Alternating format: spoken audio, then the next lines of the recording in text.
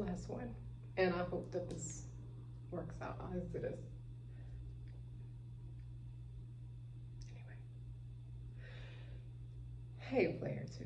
It's your favorite Player 1.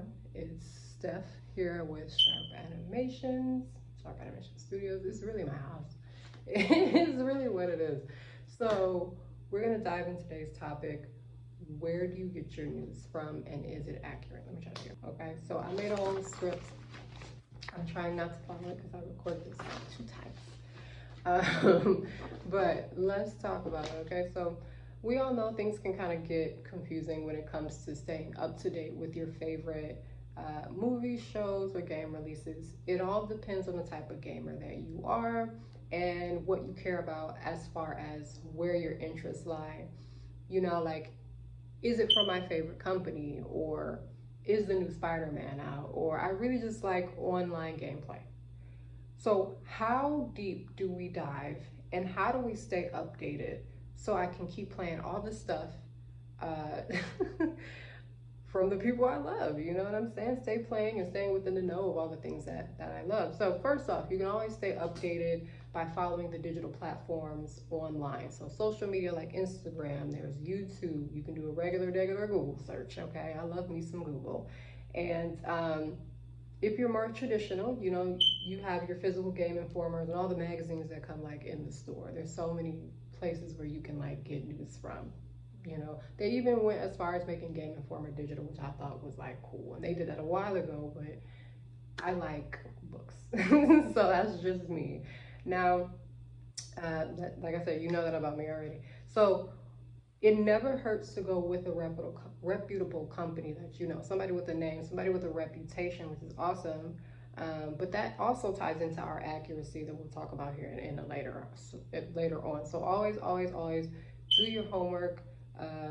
Thorough news search, coverage, reviews, history, Google it. Like I said, if their name was different, they might go under a different company's name which you may not have recognized. It might be different things under there. Just do your research. That's always.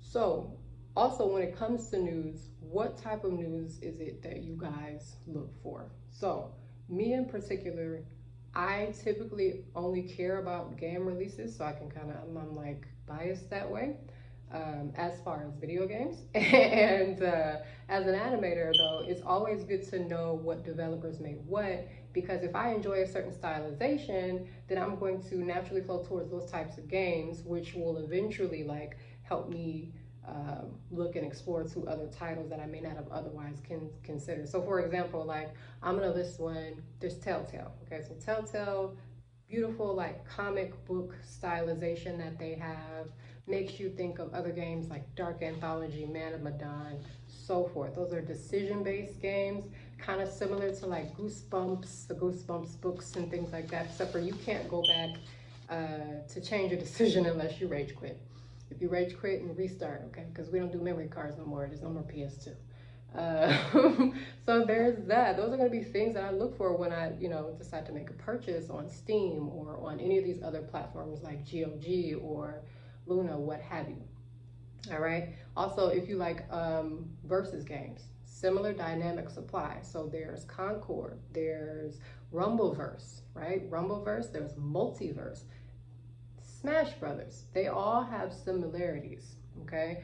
And, you know, they have that aspect of choosing like the different characters from different, you know, Disney or Warner Brothers or insert whatever here. So just things to look out for.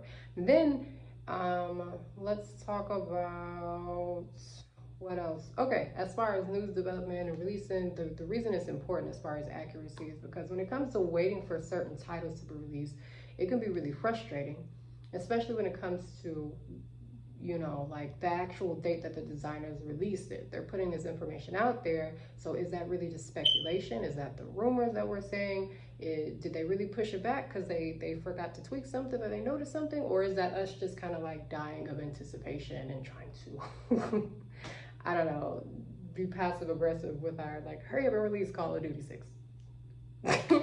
And there's that. There's plenty of places you can get your news from, obviously. Like I said, the reputable companies. Game Informer, digital, physical copies, all the way over to IGN. All right, there's that. And it helps you keep up to date with certain aspects in the gaming industry, like the voice actor strike, which I'll be talking about here pretty soon.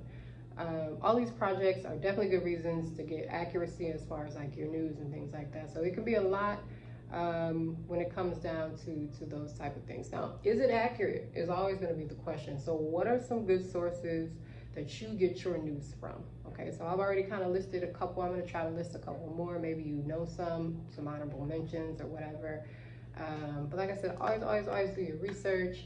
And yeah, that's it. As always, Player 2, I want to thank you for stopping by at Sharp Animation Studios, otherwise known as Mikasa. Until next time, okay? Hopefully this edit turns out nice. So.